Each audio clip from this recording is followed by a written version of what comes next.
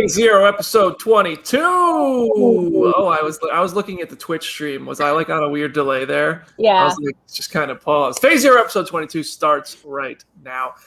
We have a big show about Loki. Happy Wednesday, our new time. I'm your host, BD, joined today, the Fantastic Four, Jenna Anderson. Hey, everybody. Aaron Perrine.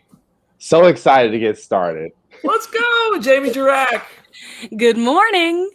Good morning. How's everybody's weekend? Anybody do anything exciting this weekend? Not really. No? Jamie did. I went back to Disney. Jamie's just showing off now. I know. Yeah. I went back to Disney, but I got to tell you guys, it's not the same when you don't go in a media preview and have a personal private tour guide. Oh. What happened?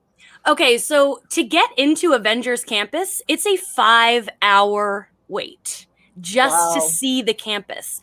And, you know, for web slingers, you have to, at 7 a.m. or noon, go online and reserve your spot. It's impossible. I had a party of 4. We all hit that button right at 7 a.m. and nothing. And then at noon, we didn't try again because we wanted to do Rise of Resistance, which, by the way, blows web slingers out of the water. Rise of the Resistance is the greatest ride I've ever been on in my life. But the thing that really was insane about Avengers Campus, and they really bottlenecked it, and it was a mess because they blocked it all off, but they also blocked off the Guardians ride, which didn't really make sense because it's not new. So technically there was only a 15-minute wait to get on Guardians, but you had to wait 5 hours to get into that 15-minute line. And with the food, you can't actually register for food until you're inside. So, you can't, if you have a web slingers reservation, you can get in, but you can't just get in with a food reservation. So I never got to try the shawarma. I really regret not doing it the first time. And I think it's partially because of the pandemic. They're still at 25% capacity or 35. And I think maybe they just don't want huge crowds in that area, but it was a lot of poor planning. They really shouldn't have done it that way. I think they just made it harder on everybody. I had a friend the day before who waited the 5 hours, and she said it was worth it. I personally would not have thought it was worth it to wait in that line.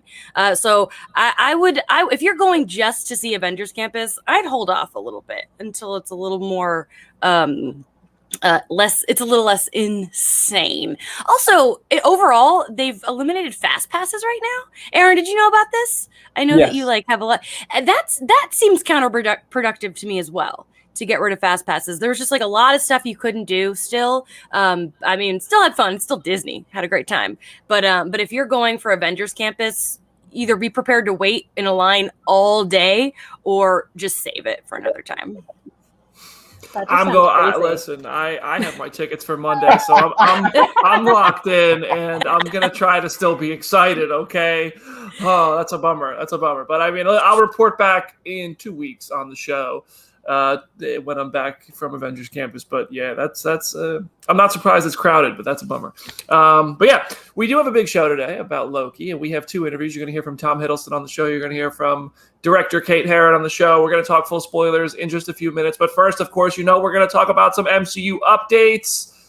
Black Widow, 22 minutes in IMAX. That's cool if you're going to see it in theaters, which I fully plan to.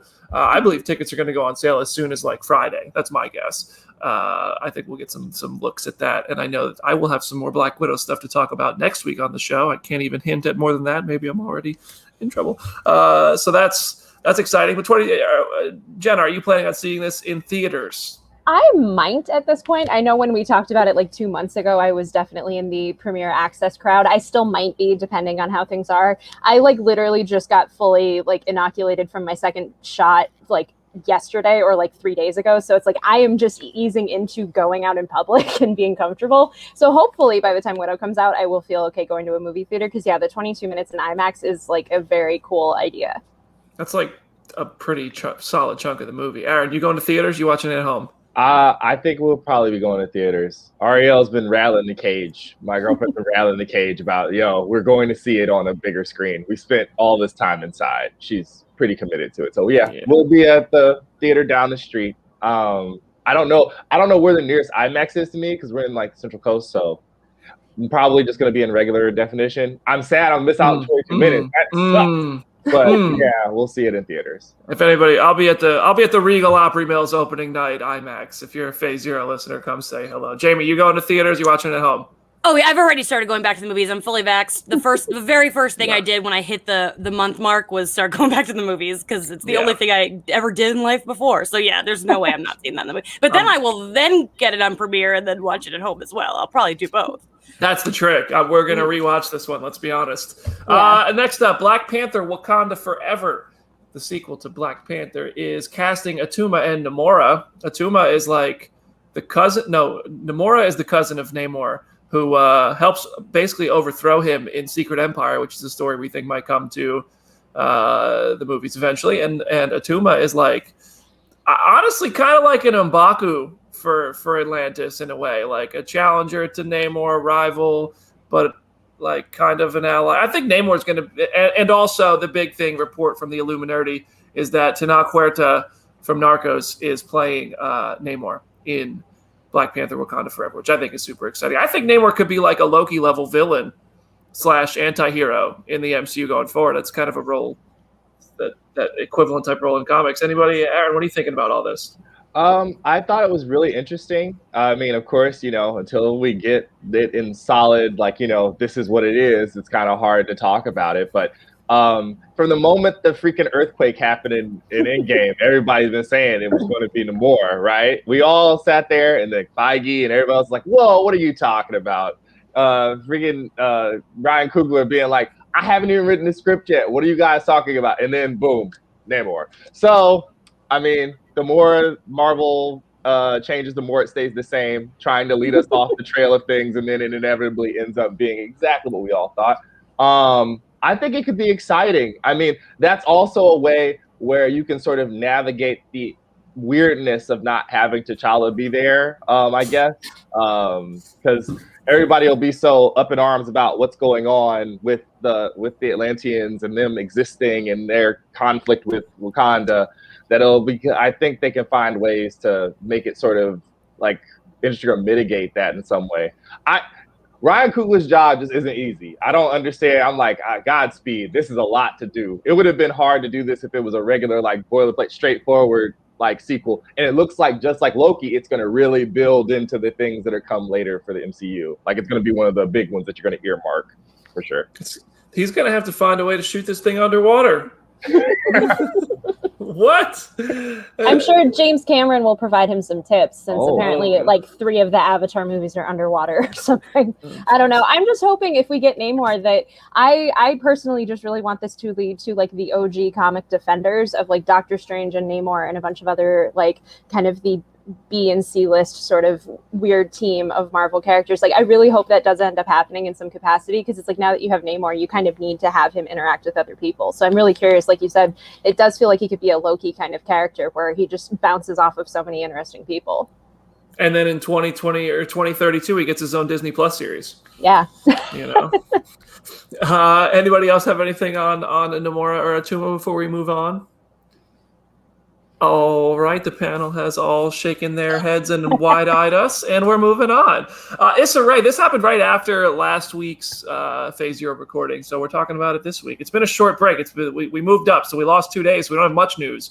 We did have something that came out right after last week's show. Issa Rae is cast as Jessica Drew / Spider-Woman in Into the Spider-Verse 2. I think this is super exciting. Jamie's fired up. Heck yeah. At first I read it wrong and I thought she was like doing it in live action and I got really excited, but I had the same thing. Yeah. I had the same my boyfriend ran from the other room out into my living room and he was like, Issa Rae is Spider-Woman. And I was like, in Olivia Wilde's movie? And then he was like, in Spider-Verse. And I'm like, okay, because I would love to have seen her, like that would be a really cool choice in live action, but even just getting her in Spider-Verse, like awesome. That is just so cool. Like I am very here for the Spider-Woman team up that they're going to have in that movie. I just need to know who they're going to bring in as Silk, because like the 3 of them, Gwen, Jessica, and Silk, are all just like this dynamic trio that is so much fun to see. We have I'm looking at the comment section and we have some people being toxic, and we are not tolerating it. Shout out to Richard, our producer, for banning them, and shout out to everybody for calling that to our attention. We do not welcome any of that crap in Phase Zero. This is a fun community where we're all here for a good time. Last bit here, Jenna, you added this to the script, so I'm going to let you take it here. I thought this was a cool one. This was one of those things, like, this just happened this morning, so it was like, I feel like we need to talk about this. The Hellfire Gala is happening now in all of the various X-Men titles in Marvel Comics. It is basically the biggest, most epic looking party. It is so much fun. I have not read this week's issues yet, but on Twitter it was going viral because there is one page where Kevin Feige shows up as a guest to the Hellfire Gala, because there are so many celebrities that are all there, like Conan O'Brien's there, Seth Meyers, Patton Oswalt, like all of just these like famous people that Marvel knows are all just there as guests. And so there's one bit where Kevin Feige shows up and he approaches Cyclops and he's like, "Hey, what's your story?" And then Cyclops is like, "Actually, it's really complicated." And just the internet has just kind of been freaking out about that, both good and bad, because it's one of those things. Comics have always had this energy of, you could find so many comics in the 70s and 80s where like the people who are writing the comic or who are editorial at Marvel at that time draw themselves into the comic and just make it about them. So it's like, this is nothing new, but having it be Kevin Feige, so many people are just like, this is the weirdest thing ever, but it's also kind of endearing at the same time. I'm sure I'm going to pull up the image here. Yes, thank you. So, this is it for everybody who's watching live on the podcast. You can just you can Twitter search Feige Cyclops and you'll find the image. But if you're watching live, I just showed a picture, and it's Kevin Feige in a ball cap. You know what I mean? You never see him without one. Like, I love the implication of it too, because it's like, does the MCU exist in the Marvel universe? Like, what role does Kevin Feige have in the Marvel universe if the MCU doesn't exist? Like, is he just a normal movie producer? Like, what is the implication here? I have no idea. He's the Watcher in the Marvel universe. All right. We are going to move on, and in just a few minutes, we're going to go full spoilers on Loki. But first, I thought it would be cool to bring in the God of Mischief himself. I had a chance to talk to Tom Hiddleston this week. He was as charming and charismatic and pleasant and delightful as you would imagine. He's fantastic. And we're going to roll that interview right now. You can find it on our Comicbook.com YouTube channel if you want to watch it again or share it with your friends. I fully encourage that. But right now on Phase Zero, Tom Hiddleston. I want to start at the beginning of this show with you if we can. Yeah. So this is a character you have spent so many years evolving and growing and having these arcs with. And now in Loki, we start with the 2012 version, who hasn't experienced Ragnarok and the Dark World and Infinity War. He just got done trying to invade New York City. Yes. So tell me about this Loki and getting back into this character. What is his mindset? What's the number one priority for this guy who just had a hell of a day? That's why you taking the words out of my mouth. Like, it was really interesting to go sort of unstitch the character development of Dark World, Ragnarok, Infinity War, and it's almost like time travel for myself, and go back to where Loki's head's at in that moment. And yeah, his ego's pretty bruised. The Avengers just assembled because of him for the first time to stop him from taking over New York City. And he got smashed around by the Hulk, which didn't feel great. And yeah, so he's pretty bruised and broken, and he still has all of that entitlement and grievance, I suppose. He feels like, in the events of the first Thor movie, he found out about his true lineage, and he felt very betrayed and lost and let down by his family. And so all of that, he's kind of carrying all this damage, I suppose. But for me personally, it was just going back and trying on my costume from the first Avengers movie and being relieved that it still fit. Yeah. Because it could have gone the other way. That's pretty much it right there. I got it right here. There you go. Yeah, I already got the merch from this show. There you go. I love it. So there's 6 episodes of the show. Which episode are you most excited for people to see? Do you think is going to get the biggest reaction? Oh, that is a really good question. I know that I think 4 and 5 for me, if that's when the show just kind of takes these big leaps forward. I'm really, really intrigued by to see what people think of the end of 4, beginning of 5. It's like, yeah, poor Loki. Poor Loki gets a Poor Loki. Oh, well, if that's possible, And he does this to himself. He does this to himself sometimes. his own worst enemy. He gets in his own way.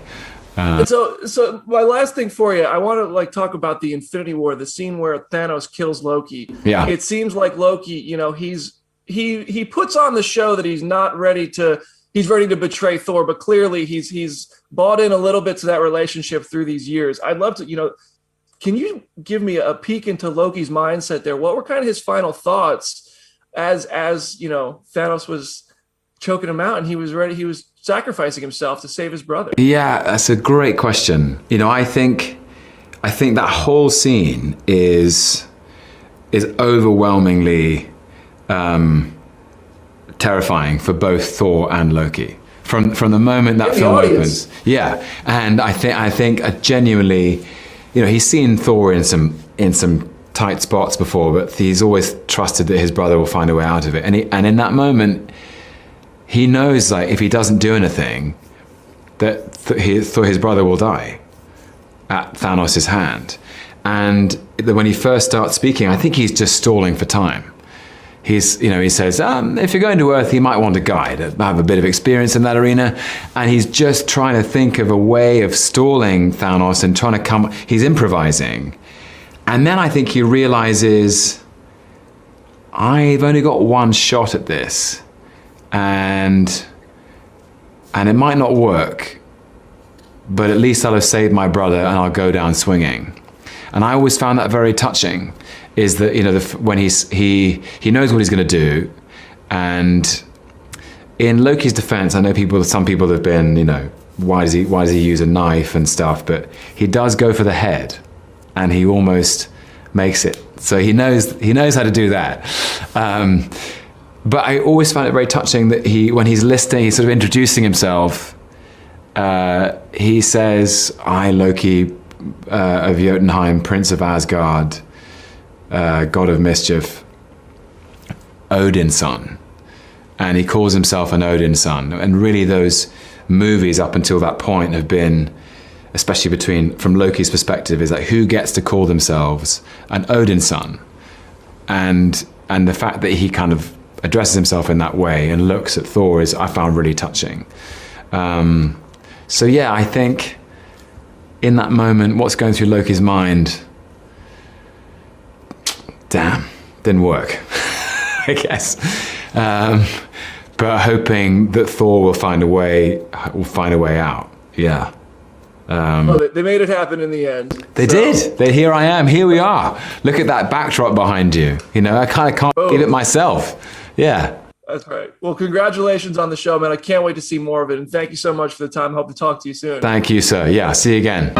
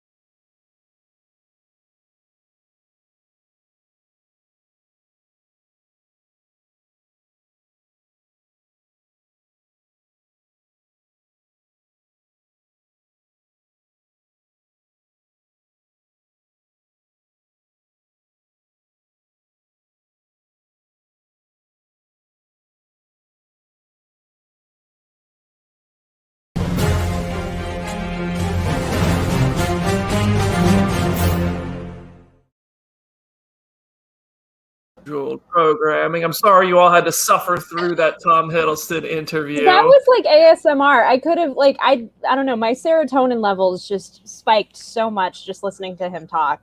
And also the chat is obsessed with the fact that you got knighted by him, like that he called you sir, which I find adorable. I am Brandon of Marvel Shire, says Brandon Warner Indigo 15. That's how you have to address me from now on. Hello. Brandon of Marvel Shire. Jamie, you look like you have thoughts. That was just so good. There's nothing more satisfying than when the person you're interviewing is like, "Oh, that's a great question," and then really kneels down to think about it. Like you can see his wheels churning in his brain. That was great. Oh God, I love that man. I'm just so happy that we're in the Loki time of this year. He genuinely, like, you could just tell he knows this character so well. He puts so much thought into it. He doesn't, like, he's not just reading lines at any point. He's really, he's got a deep attachment to Loki, and I love that. Now, speaking of Loki, the show of the hour, we're going full spoilers for episode 1. If you have not watched Loki yet, what are you doing? What, do you have a job? What? Come on. Go watch it. Come back to this point in the podcast. And we are going full spoilers. We're going to drop some information, some Easter eggs, some opinions, all of the above, and more, starting with reactions. Jenna, what did you think of the first episode of Loki? I loved it, honestly. Like, especially watching it again this morning, like not just watching it on a screener, there was so much more that I loved about it. I feel like there were complaints from people that were like, oh, it's a little too over expository. There's a little too much just like replaying everything that we already know. But I feel like, especially if you're somebody who isn't us and isn't overly inundated with remembering everything that's ever happened to Loki in the MCU, I think they do such a good job of condensing all of that down and making it a thing that you can understand. And like, honestly, I could watch Hiddleston and Owen Wilson just sit in a room and talk for like 6 hours. And so when they're just going back and forth, it feels like this like black box theater, like you're watching them do Shakespeare or something. Like just watching them bounce off of each other was like, this is the best way to kind of like info dump where Loki goes so that we can kind of establish where he is. Yes. Jamie, what did you think? Oh, so much fun. I just love that they are allowing themselves to be weird.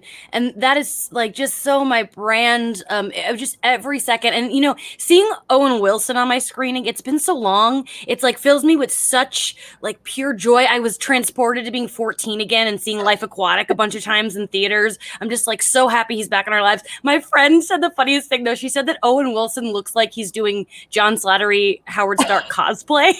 Oh. Yo. He just kind of looked like he's dressed like that, and I can't stop thinking about it. I wish you didn't say that because now I'm never going to see anything else. Oh no, I'm sorry. See, I mentioned this on the podcast last week, but like Mobius was based on Mark Grunwald, who is this really prolific Marvel writer. Like he is responsible for so many amazing things, and he became an editor at Marvel, and they literally tasked him with like keeping track of the continuity because that was just a thing that he knew, and he loved like recording all of that and making sure everyone was staying on track. And so Mobius is literally just him in the Marvel universe of like, okay, here's a character who also can keep track of all the continuity and just happens to have the mustache and the same thing of all of it. So like when the Marvel Legends figure for Mobius went live like the other day, I immediately ordered it. And my boyfriend was like, yeah, that's a Mark Grunwald action figure. Like we're just owning that now. It's perfect. So that's awesome. I love Aaron, that. what'd you think of this first episode? I really liked it. Like they said, like it's super weird. I mean, I'm one of the people that actually liked the first episode of WandaVision too. Like the stranger it is, that's how you get your hooks in me, Also, my grandpa was an accountant when I was a kid at the port near our house, and all of the interior of his office looks like the TVA. So that's super, super hilarious. That's a nice visual way to sort of communicate like the sort of bureaucracy that's going on. Because I'm like, yeah, all this like brown, the patterns, the weird red, yellow, black color scheme for all like the typewriters and the desk bays. I'm like, I'm into this. I want to see where it goes. Also, it's just wonderful seeing the two of them bounce off of each other. You know what I mean? They really, really have a good interplay with each other. And I think that we're almost assured we're going to get Owen Wilson imitating Tom Hiddleston as one of the Loki variants at some point. It has to be. It would just be full circle. It would just be full circle. That's actually, you can go on YouTube right now and you can look at the interviews I did with the cast. I asked Owen Wilson, are you going to get redemption or revenge for all those times Owen Wilson or Tom Hiddleston did impressions of you as Loki? And he was just like, I like the thought. I like that. Sounds like wow. He didn't say wow. That's unfortunately. Pretty good, Brandon. I failed. That was a good impression. That was honestly really good. Every week there's one, and finally, wow, yes. That was really good. Let's go. We found an impression I can actually do. Not going to do it again. I'm just going to leave it at that. Nope. So, all right. And, this was hands down my favorite pilot for Marvel so far. I put it number 1, WandaVision number 2, Falcon and Winter Soldier number 3. That's my ranking.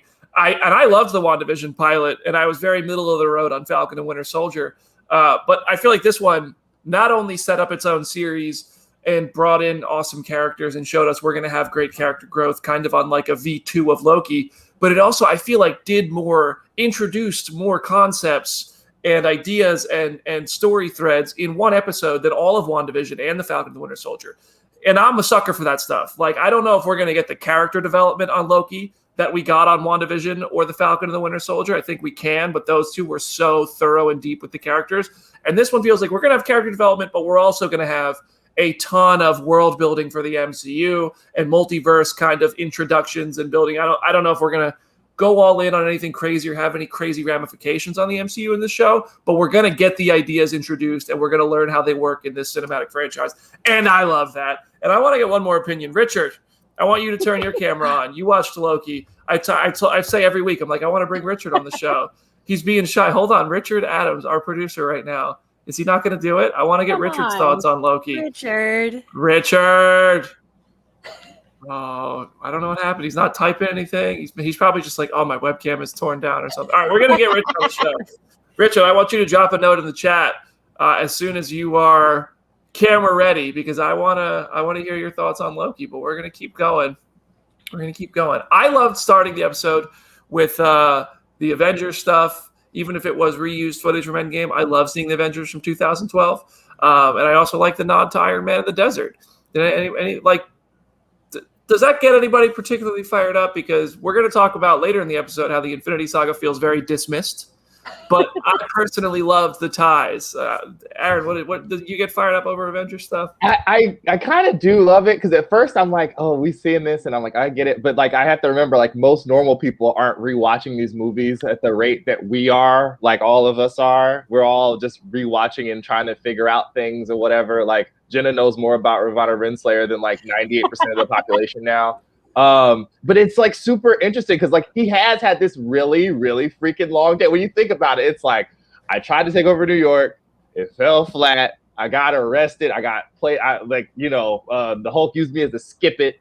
And then like I get the Tesseract. I think I get away. I'm talking to these people and I'm like, I have done it. I've gotten away. I have succeeded. And then no, absolutely not. And then I get punched in slow motion in the middle of the desert and then dragged back through there. It's just, I think it's going to be interesting to see where, like, they're obviously going to be playing with the timelines of things. I think we're going to see a lot more stuff from previous movies than we all might be thinking. I mean, we just did all, like, you guys watched Thor last night, right? Where Comic Book Nation, like a watch party. We could have just had them watch the first episode, and you have all of the Thor movies and most of Endgame already there, like the end of it anyway. It's like, oh yeah, this all happened.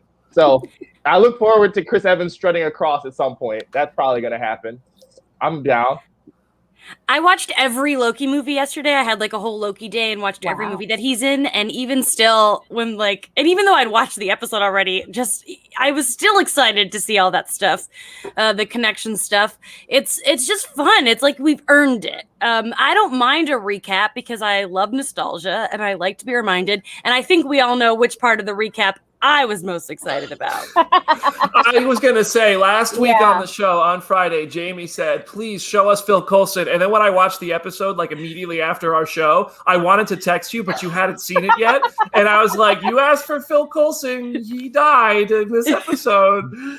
Woo! I tweeted this, but I put on my clown shoes and I'm like, this means we're getting a Coulson cameo. He's coming. He's showing up. Like, why else would they show that if it's not foreshadowing? And a lot of people are saying that. I can't help it. A lot of people are saying that they wish that they thought that they were even further clowning than me, and they thought that he was going to be like, but turns out he didn't really die, and he went on all these adventures. But I think that if that comes up, I really don't think we're getting Agents of S.H.I.E.L.D. references unless we're really going to dig into what is this multiversal war, like all these multiverses. I mean, maybe it could. I think it's either going to make or break the AOS as canon debate. We are either getting an official confirmation either way, I think is going to happen. And at least I'd like it to. So let me ask you this, and this is for the S.H.I.E.L.D. fans in the Twitch comment section as well. If they just go about these next 5 episodes and through Doctor Strange without saying anything about Agents of S.H.I.E.L.D. story, all we get is that Phil Coulson reference. Are you going to take that to mean this Agents of S.H.I.E.L.D. doesn't count towards the MCU's canon? I'm not taking it to mean it until I actually hear it physically said out loud, specifically without any questionable gray area. I'm just gonna keep on riding that wave. But like there are, because of the way it veered off in season 5, and they didn't have the snap, it has to be another it has to be another timeline. But I think, I don't know, that cartoon in the beginning, which was so cool, I loved the animation that they did. I wouldn't be surprised if I got a Miss Minutes tattoo later this year. Let's come back to see how that turns out. Your tattoo artist is getting work. I know. Getting work employed. Exactly. So, but I don't know. I will see. But I haven't lost complete hope yet, and that's what matters. So listen, we're going to go right into that Miss Minutes story. But before that, I do want to say a couple things I noticed that I just wanted to point out. The Avengers speech, burdened with glorious purpose. I liked the callback to glorious purpose at the end of the episode. The guy who walked into the TVA and said, "My dad is on the board at Goldman Sachs." We all know, we have all had an encounter with that person. Like, I hate that guy. And there was a scroll at check-in, which, doesn't really mean anything because we already know scrolls, but still very cool. Anyway, Miss Minutes in that introductory video in the TVA, voiced by Tara Strong, Harley Quinn, Bubbles, Timmy Turner, many other characters. The voice of Miss Minutes mentions a Nexus event, mentions a multiversal war, mentions madness.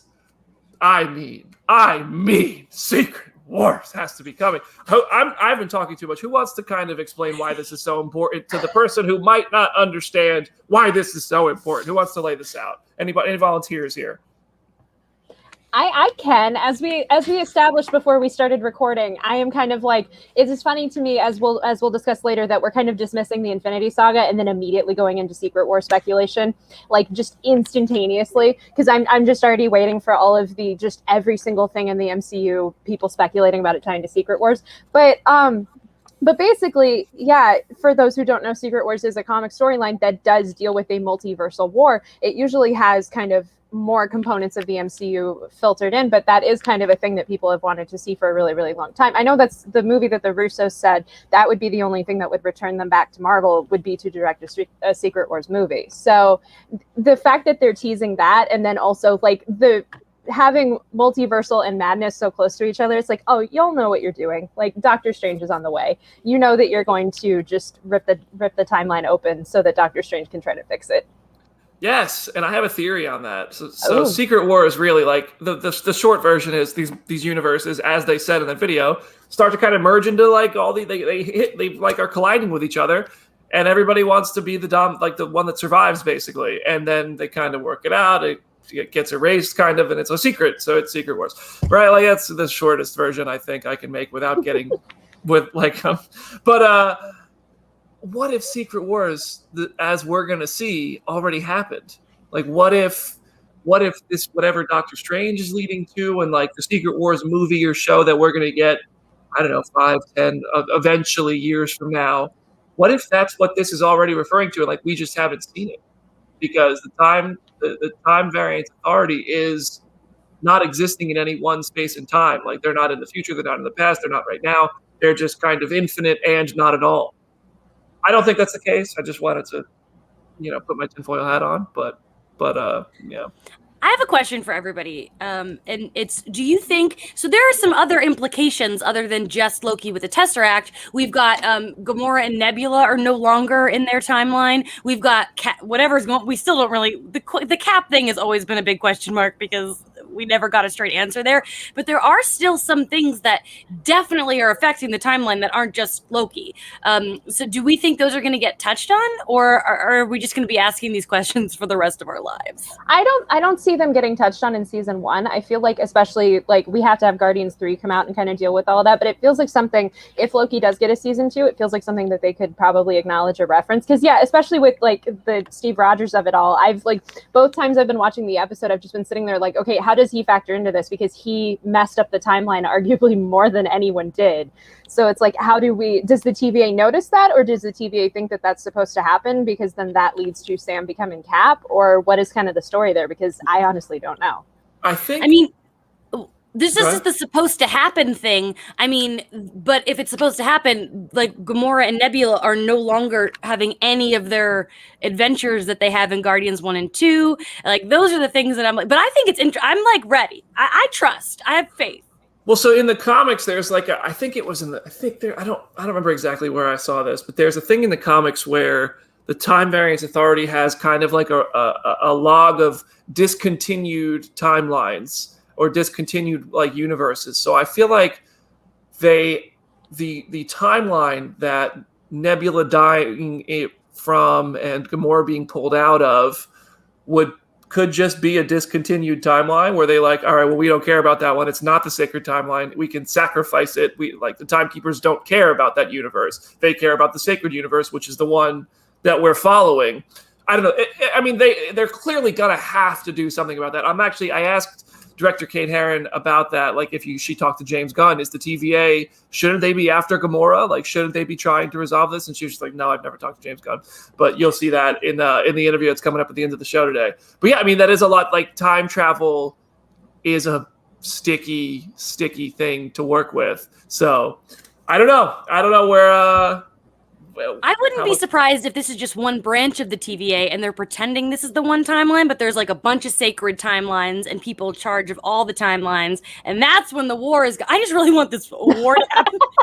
I was thinking the same thing though. Like I can see the timekeepers kind of being a like Wizard of Oz situation where they might not actually exist. It's just they make everyone kind of believe that they do, or they do exist, but they're kind of telling you this is the sacred timeline when in reality there is just a multiverse just scattered out already and people just aren't paying attention. And even older Tom Hiddleston in full makeup behind a curtain going, oh, you weren't supposed to see that. It would be amazing at the end of this. It would be delightful. Love that. That would be really good. God. I don't know. Like, it's so weird to think about whether or not like they really want the Avengers, because she completely just went, no, we're not talking about them right now. We're talking about you. But I'm like, you also didn't say completely that they didn't do anything wrong. You just said, oh, it went the way it was supposed to go. I mean, you have literally Captain America tumbling through the past with Thor's hammer. I don't feel like they would just let that slide, even if it was the thing that's supposed to happen, because he could theoretically screw stuff up still, unless it was supposed to happen as well. So I don't know. It's crazy. This whole maybe they're following him around and dropping those little cleansing charges and pruning the situation. They're just outside of the house at the end of Endgame that he and Peggy are slow dancing at. It's like immediately after that scene cuts off, they just go in and like apprehend him and just ruin the moment. Hunter B-15 is standing there at Red Skull just like, oh, this is awkward. Do you think they know each other? Can anybody pull the files? Because this is awkward. Let's get on the first scene with Mobius, he meets that little French girl, and I feel like that like he drew that little walking stick figure thing that like emerged from his like. First of all, if I was living, what was that, like the 1500s or something? Yeah, that first scene. Imagine a person comes along and creates like. I feel like you would have a much stronger reaction to seeing such technologies, which you would believe is just magic. I feel like kids, it's easier as a kid. If it would have been an adult, it would have been a different story. But I think kids are easily melded into believing what they're seeing. Also, isn't that just the argument for ancient aliens, basically? Of like, oh, well, the aliens arrived like centuries ago and the technology was so advanced that we didn't know how to process it. So I could see it being something like that. The little girl said the devil killed those people when she pointed to like the devil on the stained glass. And the crew of Loki is saying in interviews that Mephisto is definitely not a part of this series. Anytime people have asked people, is Mephisto a part of this series? They're always like, I don't know. And then Mephisto is not a part of this series. So is Mephisto a part of this series? Is that just what they want us to think? Because he did say the devil he literally said the devil bearing gifts. But no. But I mean, horns. Yeah. It's not Mephisto. I mean, we've seen episode 2. I'm not gonna say we have to play a little dumb here, but it's not Mephisto. It's a cool reveal. It's not Mephisto. Before I say it again. Loki knew the Avengers traveled through time, and he credited that knowledge to have smelled twice the amount of Tony Stark's cologne. I love that line so much. Like that might be one of my favorite lines of the episode. You could have come up with a better way for him to have sniffed out the Avengers time traveling, to have him literally sniff it out. Well, he was wearing Axe body spray, and we do know, if anyone who went to middle school in the early 2000s, it's a pungent smell. Yeah, no, that was the most believable thing out of the episode for me. If you would obviously be able to tell that is Tony Stark. He probably does have the most distinct Axe body spray smell that you can find. That's America's scent. Mobius was drinking Just a Cola, which was an energy drink introduced in 1995 and discontinued in 1999. I don't know why it was discontinued. I assume it was probably really bad for you. Mobius doesn't care. Maybe he's a machine, like that metal detector thing was about to melt. I don't know. What do you think that metal detector bit was referencing? Because the guy checking Loki in, the TVA TSA, said, "Are you like, you're not an android? You're born with a soul. Like, clearly you're like Vision, Ultron. Like, those are the type of things you think of." Aaron, what are you thinking of? Isn't there a couple timelines where Kang is a robot?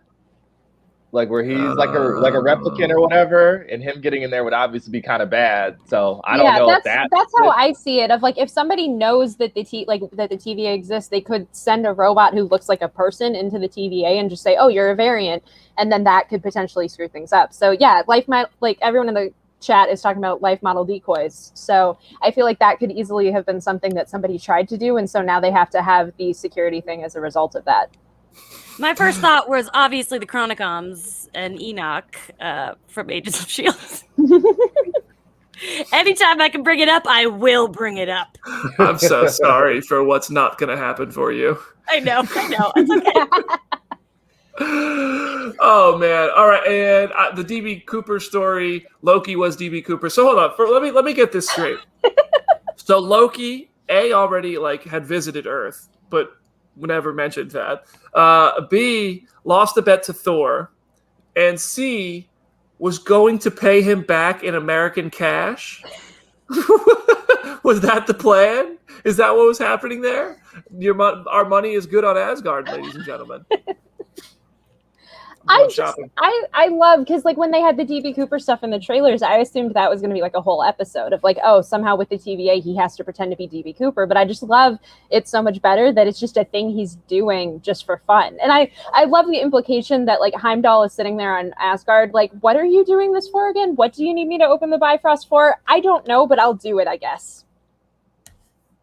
There's a lot of the comments are pointing out, yet in Thor 1, Thor doesn't recognize Earth. Yeah. I mean, I feel like that's just what we're going to run into. You're going to have small things like that because this franchise has been running so long now that some details might not end up being perfect, which is a bummer. But, I do get confused about Thor and Loki, their age-wise, because I think Thor's supposed is a couple hundred years older from my Googling.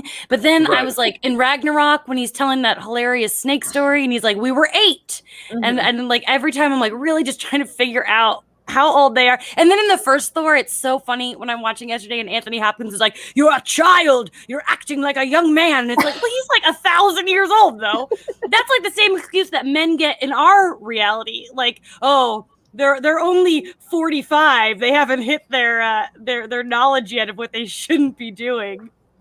I don't know if I've ever heard that defense. If somebody's defending a 45-year-old man saying, "Well, he's still a kid," sometimes people get. They should go the way of Chris Harrison. Ryan Lochte, the Olympic swimmer. They definitely did that though, BD. Isn't he like 32, 33 years old? And they were like, oh, come on. And I'm like, no, man, he can rent a car. Like, what are we talking about? Is that the threshold? Is that the threshold? If you're old enough to rent a car, you're old enough to know not to fake your own robbery in Brazil? Yes, I think so. Put it in writing. Thunderbolt. Let's go. That's oh man. Oh man. Yeah, that's don't be defending people if they're like old enough to rent a car. Don't. Yeah. Anyway, the Infinity Stones were in a drawer. Like, and so we were talking about this before the show. We're going to have the same exact conversation that we had before the show right now. This to me means two things. One, it is really showing Loki, like, you have to accept how powerful the TVA is. They can, like, nullify the power of the Infinity Stones. If you don't like it, too bad. And two, it's also the MCU and Kevin Feige and the writers and the creators and everybody who had us invested for an 11-year story surrounding the Infinity Stones saying to us, shut up. They're done with. It's a wrap on the Infinity Stones. Look at them. They are paperweights. They mean nothing.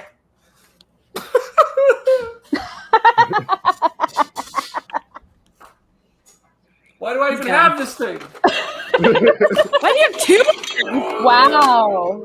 Well, this is the Hasbro version. That's the Sideshow version. Oh, okay. Okay. Guess what? They're both useless. Well, a lot of people are like, well, why did everybody have to die and all that? Yeah. I think that's a silly outlook because, I mean, the TVA can't go in and just control everything, or at least they're trying to pretend like they're not. So I don't think that that would make sense if they were like, oh, you need some Infinity Stones? Let's send Owen Wilson to spread them out like a bake sale. The TVA practices the same moral code as the Eternals, apparently. Like, they can intervene and help, but they choose to just watch.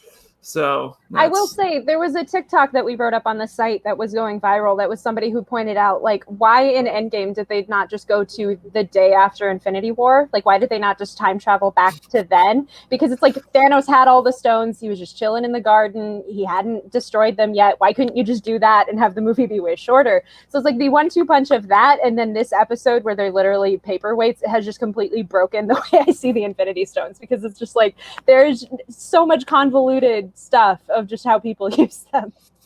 I did scan that drawer, both in not HD on my screener version and this morning in HD on a 75-inch TV. I was like looking at it like this. I was this close. I could see every pixel. And there was a French Medal of Honor, and there was baseball cards, but nothing else that I saw of note, at least not yet. Maybe somebody's going to spot something in there, some deep cut Marvel prop from the comics from 1964 is going to be spotted, and it's outside my realm of knowledge, but I did not see anything other than Infinity Stones. So yeah, I can't believe they're so useless now.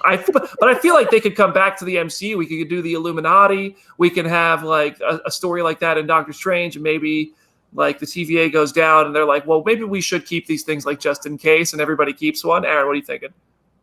Oh, I was just laughing at Nat saying that they were Coulson's trading cards. And that, I thought that as well. Yeah. I think that also, is it not possible? We all were sitting there like, well, how could Captain America give back all these stones and all this stuff? It would take so much time and he would screw things up. Like, what if he just went to the TVA with like nice, chill background music and filled out some forms? It was like, all right, there you go. I'm just signing these over. All right, guys, I'll see you guys later. And that's all we get. But it probably won't be. It's just, it was such a, I agree with you, BD. It was such a clean break of just like, yes, these could come back in another movie to like power the plot and be like a cool callback, you know, like in like an Ant-Man movie or something where they have to do another time heist because like I did this before. But it's more likely like, nope, we're in a completely different realm. All that bloodshed for like a drop of clout for a thing that's sitting in a drawer. It's all very, very sad. It makes Thanos look so short-sighted because he's like, I worked all these years to go so many places to find these stones and enact my plan. And then these people are like, oh, you mean these? I have like 6 of these. Like, what's homeboy's name? Casey? Casey's like, dude, what are you doing? Like, what? Also, you're very, very large. I need you to go back over there. Here, have as many of them as you want. What's that athlete or the coach who's like, we're on to Cincinnati? Oh, Dude, Bill Belichick. Bill Belichick. Like, we're on to Cincinnati. The MC right now is like, we're on to Secret Wars. We're on to Secret Wars. No more questions about the Infinity Saga. You know, we coached a good game. We put up big numbers at the box office. Maybe we could have worked out the time travel stuff a little bit better looking back, but we put our best shot, and now we're on to Secret Wars. We're on to Secret Wars. even with all of our, like, the little nitpickies, the little questions, it's still the most cohesive, impressive, large universe that's ever been done. It's in, like, it really is. Sometimes when I go back and watch, like, I was just watching Days of Future Past, which I love, for the record. I love that movie. One of my all-time favorite Marvel movies. I think it's amazing. But it's also the way that all the X-Men movies just, like, did not care about time and aging and how they go through these decades without any thought of how these people are aging or anything. And even, like, obviously the DCEU has had so many continuity issues and everything. And every time I watch these MCU movies, I can't get, just like as a film fan, it just blows my mind away. So anyone who's like, these guys really nitpick, but we all love it. Come on. Listen, if we're not nitpicking, we're not doing our job. It was always going to get tricky when they brought in time travel. It was never not going to get sticky, but they threw a nice blanket on it. They said the Avengers did what they were supposed to do. They introduced those charges that could reset everything the TVA interferes with, and they prune timelines that they don't care about, that are not sacred. So listen, okay. Couple things that I wrote down. There's really not much left in terms of Easter eggs. Oh, the Time Twister device. There is a story where the Timekeepers are created with a group called the Time Twisters. So I feel like that's a nice nod to the Time Twisters, which don't do as good of a job keeping the timelines in order. Jenna, I feel like, learned a lot about the Time Twisters in learning about Ravonna. They surprisingly don't come up that much. Like, I am familiar with them, but no, her whole thing. I will, like, do you want me to explain it this week or next week? Because I feel like I do need to, like, draw a chart if I'm going to explain Ravonna's comic history, because there is, like, I'm going to look like Charlie Kelly in that one episode of It's Always Sunny when he's just in the break room, because that is the amount of canon we're dealing with here.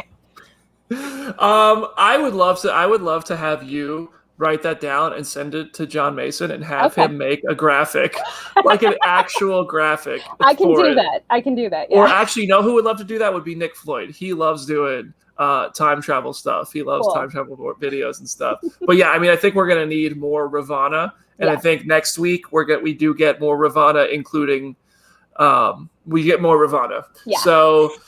Yeah, let's get a Ravonna lecture on the schedule for episode 23. Cool. I think that's pretty much all I wanted to talk about from this episode. Did anybody else have anything they wanted to point out? If the comment section has any questions, now's the time. We didn't talk about the ending of the episode. Oh yeah, the ending of the episode. That's a really good point. Take us away. Well, I'll just bring it up because we have it in the notes. But yeah, Mobius reveals that the variant that they are hunting that is responsible for all these things is another version of Loki. And we see them in Oklahoma in 1858 drawing out a bunch of timekeepers with 30th century technology, which definitely was noticeable to me because that happens to be kind of Kang and Ravonna's domain of, like, the time of history. So I was just like, But yeah, so there's another Loki in a hood just lighting a bunch of timekeepers on fire and causing some sort of trouble. Yeah, the comment section is asking, who is the hood person? You'll find out real soon. That's all I'll say. It's a Loki variant, right? That's what Owen Wilson's Mobius said. So that's all. I just feel like usually we would speculate on this a lot. Now I just feel like we can't because it's hard because we've all seen it. Yeah. Yeah. You'll be satisfied, Aaron. I saw the hand go up. They mentioned that, like, the weapon that's stuck in the ground is from, like, the year 3000. Yeah. Right. Yeah. Big Jonas Brothers vibes. I was like, what the hell what's going on? What is this? It was amazing. It's very weird. Kang is just a huge Jonas Brothers fan. Yeah. I hope this show gives us glimpses into, like, the distant, different future, and also just different planets and universes and stuff. And I think we're going to get it. And I think it's going to tie into Doctor Strange, the Multiverse of Madness, more than any of us expected early on. And that's awesome. So I genuinely think this show has potential to be my favorite of the 3 Disney Plus shows by the time it's over. I was talking to Jamie, and she was like, "It has a chance to be second." I said this to Brennan, and I mean it. The only way you are going to beat Elizabeth Olsen and Catherine Hahn is if somehow John Travolta shows up on Loki, and that's not going to happen. Manifest. Okay. That is literally the only thing Marvel could do to make me like that show more than WandaVision. So, but I think it has potential for me to be a very, very close second. So we'll see. All right. Well, we're gonna end the show with an interview with Loki director Kate Herron. Jamie, any last words for today's show? Oh, thank you guys for having me again. It's always fun. Fantastic Four. Yeah. Woo! You can't see us. Fantastic Four. Aaron, what's going on with you? You got anything coming up this week? I think we're probably just going to be. I think is today the last day of Cram, Jenna? Because I think all of our stuff is out. Cram ended yesterday. Yeah. So yeah, if you want more of all the backstory of the characters, go comic book. We have comic book Cram, Loki. All the angles, how it sets up stuff for the future. Mm-hmm. Jenna thinking that there's going to be the Squadron Supreme in it. I stand by it until I'm proven wrong. We never give up hope at comic book. No. There's so many things that could happen. I have a thing about Asgard as like an idea and why Loki is the perfect character to be doing all these time shenanigans, because he clearly understands how stories work and function, as evidenced by him watching his own story and then being kind of like getting it, speed running his development from 3 movies. So yeah, that's what we're doing this week. I don't know. We'll be the Cram stuff. Shout out to all the editorial team who put together all the comic book Cram stuff on the site. There was so much information to learn and just well researched and well put together. That was a really good job by you guys and JK who organized that on the site as well. Jenna, anything for today's listeners? So I mentioned it last week and I've been hyping it up on my Twitter. If you want to see my pop collection, I will be doing a tour this Thursday at 7 p.m. Central, just kind of going live on Twitter, talking about my pops and whatever nerdy stuff. If you think it's just this bookshelf behind me, you are wrong, which is why it will take a while because there are so many more scattered across the apartment. So tune into that at 7 if you have nothing better to do and you want to hang out with me. Yes, go hit up this the long-awaited, highly anticipated at Hey It's Jenna Lynn Pop Tour on Twitter. Highly recommend. And I want to give a shout out to Layla in the comment section before our next show. Yay. Layla's having a birthday, so happy birthday, Woo, Layla! Birthday! Rate our movies. There we go. Casually cosplaying Nashville, representing with the happy early birthday in the comment section. See, that's the kind of comment section we're looking for. That's the environment we want to build. All right. Thank you for being friendly. Layla early B-Day, says Evans Larsons. We love it. Layla also has a hell of a pop collection. It's really cool too. Layla, you'll have to do a pop tour as well. Maybe we'll have Layla on the show one day for a pop tour. That'd be great. Anyway, I'm rambling on. That's today's show. We're going to end the show with our director, with Loki, interview Kate Herron. You will learn a few things. There are spoilers for episode 1 of Loki in this interview, so you might learn a thing or two, and then you can go watch it again on the YouTube channel at a later date. I think it'll be up Wednesday afternoon or Thursday sometime. I am BD. I'll see you on Comicbook.com. Thanks to the Fantastic Four for another lovely day, and thanks to our listeners. Make sure you follow on Twitch and subscribe to the podcast and share with your friends. Enjoy Kate Herron. How are you? I'm good, thank you. How are you? I'm great. I saw the first 2 episodes of Loki, and so I'm loving life. The show's so good. Thank you. Oh, thank you. I'm really glad you're enjoying it. I want to start with some of the world building you're doing. It like literally how you're doing it, because like the TVA, we see rooms and worlds and everything. I know it's like partially the Atlanta Marriott, which is so cool. But how did you pull from any comics? Where did you get what did you do to establish the world of the TVA? Well, I think the fun thing for us, right, is that it was a really big challenge, right? Because it's this organization that exists outside of space and time. So I was like, okay, there's no sun. It's not on a planet. So how do I show this?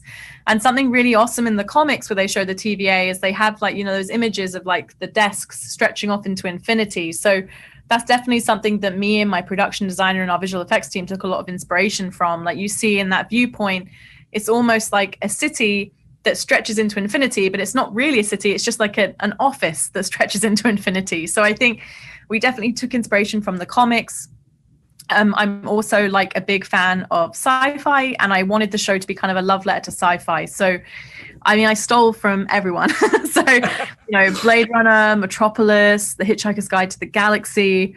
There's so many different places that we pulled from. I mean, I grew up in Southeast London, which is like, there's a lot of brutalist kind of architecture around there. Like they filmed A Clockwork Orange near where I live. And I was excited to kind of pull that idea that we've seen, you know, in films like Blade Runner, but marry that up with like, you know, the more Midwest kind of classy heroic style, because the TVA are heroic, and I wanted to show that. So it was fun kind of melding those two styles together.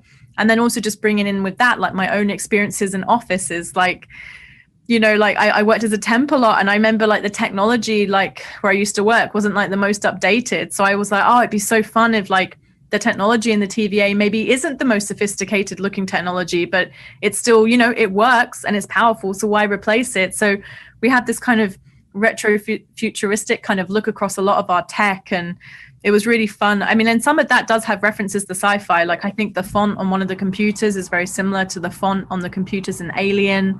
The time doors we have were inspired by Dune. So I think there's definitely a lot of nods that people that love sci-fi will enjoy. And I just, yeah, it was fun. It was just honestly just like a really fun playground to be in and set up. Yeah, a whole new I can't wait to see more of it. Yeah. I cannot wait to see more of it. And I love that we get this Loki that is the Loki from 2012. So a lot hasn't happened to him yet. But he's also, I mean, I feel like from what I've seen in trailers and stuff, maybe you're kind of expanding like his power set, and he's doing things we haven't seen him do before. Can you talk about that at all? Like what you're adding to the character? Yeah, I think for me, like I was really excited to get to show more of his magic in the show, because, you know, I think it's like 79 minutes maybe across all the MCU films, and obviously within 2 hours, like, and there's a lot going on in all the films he's in, you can only show so much. And I thought, well, if we have 6 hours, we should be, you know, let's push it more and let's see what else he can do. So yeah, so I definitely would say, like, I think the joy of our show is that it's unique in the sense that we're starting with a Loki from Avengers. So he hasn't gone on this incredible journey that he's been on in the other MCU films. But with that, we're putting him into this whole new corner of the MCU. He's, you know, it's like chaos and institution. I don't know how that's going to meld, but I think it's fun just to see a character on it who is familiar to us, but in a very different scenario. And, you know, nature and nurture, seeing like, how is he going to react to this new world we put him in? And so my last thing for you is that as a Marvel fan, when I hear things like multiversal wars and when I see Infinity Stones just sitting in drawers, I'm like, whoa. We're getting crazy in the first episode. And I'm not going to run this until after the first episode airs, but I would like to hear from you. Bringing those Easter eggs in and doing those things that are going to spawn so many theories and possibly really just expand this MCU lore in dramatic ways. You know, how does it feel to have that responsibility, and how do you cook up those details? It's I think it's fun, right? Like I remember when I first read the pilot script, because the Infinity Stones joke was in there from like when I read the pilot, and I remember it was like Loki seeing those, and I was like, what? Like I was like, but I think it's kind of genius, right? Because you feel like Loki in that moment, because he's like, huh? He's like, but I went through a lot.